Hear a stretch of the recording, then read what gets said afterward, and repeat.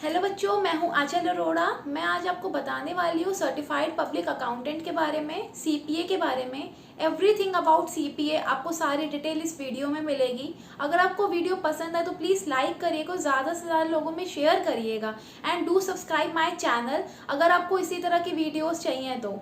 ठीक है, चलिए स्टार्ट करते हैं। देखिए सीपीए होता क्या है। सबसे पहले इसमें आते हैं कि सीपीए होता क्या है। एक सर्टिफाइड पब्लिक अकाउंटेंट है, ये यूएस कराता है, इसको AICPA कराता है, American institute of certified public accountant कराता है। ठीक है, ये वर्ल्ड की लार्जेस्ट अकाउंटिंग बॉडी है एज पर द विकिपीडिया। ठीक है, सीए हमारा सेकेंड बॉडी आती है एंड ये फर्स्ट बॉडी है।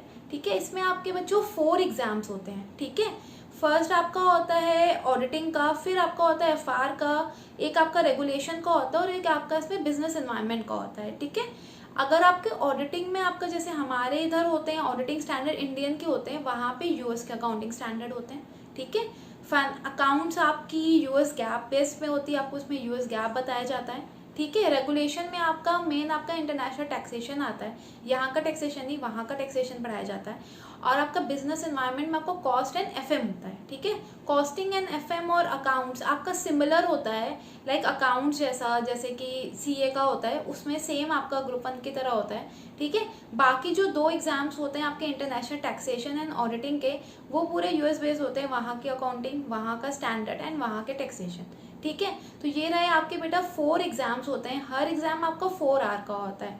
ठीक है, कुछ क्वेश्चंस आपके होते हैं एमसीक्यूज बेसिस, कुछ क्वेश्चन होते हैं आपके डिस्क्रिप्टिव, कुछ होते हैं ओपन बुक। वहाँ पे आपके जब आप एग्जाम दे रहे होते हो ना, जो ओपन बुक वाले क्वेश्चन होंगे, कुछ क्वेश्चंस में ना आपकी वो आइकन बन के आ जाएगा, बुक खुल के आ जाएगी। अगर आपको कुछ क्वेश्चन के बारे में पढ़ना है या कुछ करना है तो बुक आप पढ़ेंगे, देन उससे रिलेटेड आप लिख पाएंगे। ठीक है, जैसे बच्चों वहाँ आपके बेस कोर्सेज में ये चीज़ बहुत अच्छी होती है कि वो लोग आपकी रेक्टाफिकेशन, आप लोग कितना रट सकते हैं, कितने आपकी मेमोरी है, ये सब नहीं देखते हैं। वो लोग आपकी नॉलेज, आपका स्किल, आपके टेंटेटिव बेसिस, आप कितना क्विकली आप उस चीज़ को, क्वेश्चन अगर आता है तो आप कितने अच्छे से उसको रिस्पॉन्स कर पाते हैं, आपकी ये सारी चीज़ें नॉलेज बेस आपका होता है ये।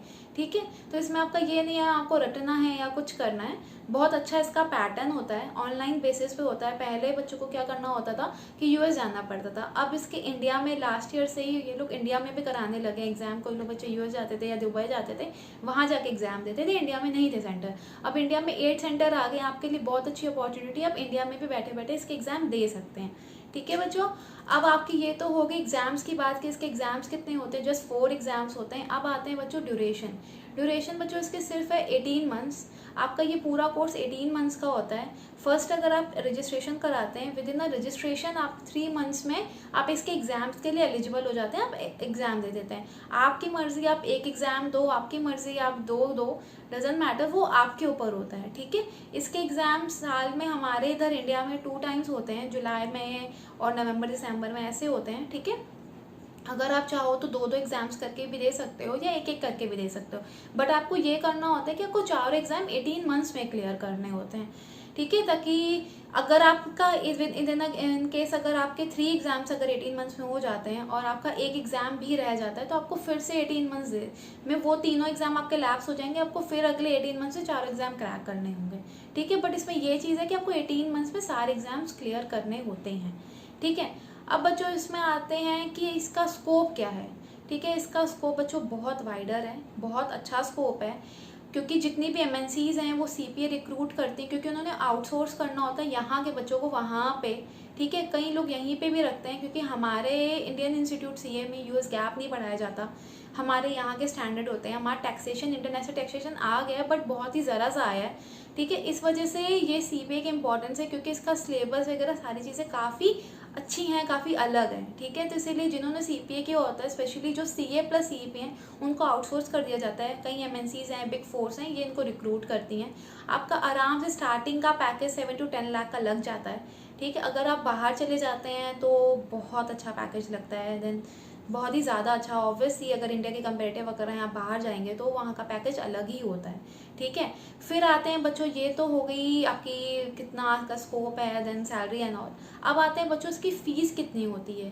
फ़ीस है कि बच्चों इनिशियल स्टेज में ना आपकी $750 ली जाती है जब आप रजिस्ट्रेशन कराते हैं। ठीक है, आफ्टर $750 आपका जब भी आप एग्ज़ाम देंगे, ठीक है। तो उसकी आपकी $100 अराउंड हर एग्ज़ाम की, चारों एग्ज़ाम की फ़ीस होती है। फ़ीस इसकी स्लाइटली हाई है, 3 लाख अराउंड समथिंग में ये कोर्स होता है, ठीक है। बट अगर आप इसकी कॉस्ट देखें और इसका टाइम देखें, अगर आप इसको 18 मंथ्स में क्लियर कर सकते हैं तो कहीं ना कहीं कॉस्ट इफेक्टिव पड़ जाता है, क्योंकि आपका ये इसका ड्यूरेशन बहुत कम है, ठीक है बच्चों। अब आते हैं इसके बच्चों एलिजिबिलिटी के बारे में। अगर देखिए वहाँ पे जैसे कि यूएस बेस्ड है ये, यूएस में कितने स्टेट हैं, जैसे यहाँ पे इंडिया में सीए पूरा कंट्री में होता है, वहाँ पे एक कंट्री का अलग अलग स्टेट है, तो वहाँ पे हर स्टेट वाइज एलिजिबिलिटी है। लेकिन मिनिमम आपकी एलिजिबिलिटी देखिए बीकॉम है, प्लस आपके अगर पोस्ट ग्रेजुएशन अगर आपने एमकॉम किया है या एमबीए किया, अगर आपने एक ईयर भी क्लियर हो गया तो आप सीपीए के लिए एलिजिबल हैं। अगर आपने बीकॉम प्लस सीए किया है तो आपको कोई पोस्ट ग्रेजुएशन की नीड नहीं है। अगर आपने सीए बीकॉम प्लस सीएफए किया तो भी आपको कोई नीड नहीं है। अगर आपने ये दोनों डिग्रियां की तो आपको पोस्ट ग्रेजुएशन की कोई नीड नहीं है, ठीक है। अगर आप ऐसे ही हैं, मतलब आपने कुछ सीए या सीएफए नहीं किया, आप डायरेक्ट सीपीए करना चाहते हैं, तो आपको ग्रेजुएशन होना चाहिए और आपका पोस्ट ग्रेजुएशन 1 ईयर का क्लियर हो जाना चाहिए, ठीक है। आप सेकेंड ईयर में इसमें अप्लाई कर सकते हैं, ठीक। और आपका आते हैं बच्चों अपॉर्चुनिटीज़ के बारे में। जॉब अपॉर्चुनिटीज़ मैं पहले आपको बता चुकी, इसकी जॉब अपॉर्चुनिटीज़ बहुत अच्छी हैं। जो बच्चे स्पेसिफिकली स्टक हो गए हैं सीए में, उनसे भी कहना चाहती हूँ कि अगर आप स्टक हो गए, आपको लगता है कि आपको कुछ और भी करना चाहिए, तो आप सीपीए एक बहुत अच्छा ऑप्शन है। 18 मंथ में जैसे कंप्लीट हो सकता है, ठीक है। तो आप एक बार इसको ट्राई ज़रूर करके देखिएगा और इसका सिलेबस देखिएगा, बहुत अच्छा ही इसका सिलेबस है। हाँ, स्लाइडली मैं ये नहीं कह रही हूँ बहुत ईजी है, थोड़ा टफ है, क्योंकि इसमें ये लोग आपकी नॉलेज चेक करते हैं, आपके टेक्निकल स्किल चेक करते हैं, तो थोड़ा सा ये टफ हो जाता है। ऑब्वियसली बात है, अगर आपका ये 18 मंथ्स में क्लियर कर रहे हैं और आपको एक वहाँ का सीए बना रहे हैं, ठीक है, वहाँ के अकाउंटिंग की बेस्ट बॉडी का पार्ट बना रहे हैं, तो ऑब्वियसली कुछ तो वो लोग टफ करेंगे ही करेंगे, ठीक है बच्चों। अगर आपको कोई और भी इन्फॉर्मेशन चाहिए हो सीपीए से रिलेटेड, कहाँ से करना है, कैसे करना है, तो आप प्लीज़ मुझसे कमेंट बॉक्स में पूछ सकते हैं। जो भी इससे रिलेटेड क्वेरी हो प्लीज़ आप मुझसे पूछिए, एंड इसके लिए ज़रूर ट्राई करिएगा, एक बार सोचिएगा कि सीपीए क्या कर सकते हैं क्या, ठीक है। और अगर आपको वीडियो पसंद आई हो प्लीज़ ज़्यादा से ज़्यादा लोगों में शेयर करिएगा, स्पेशली दो स्टूडेंट जो सीए में स्टक हो गए हैं या जो और ऑप्शन देखना चाह रहे हैं, जो सीए बन भी गए हैं, उनके लिए भी ये बहुत अच्छा ऑप्शन है, ठीक है बच्चों। Take care, bye bye.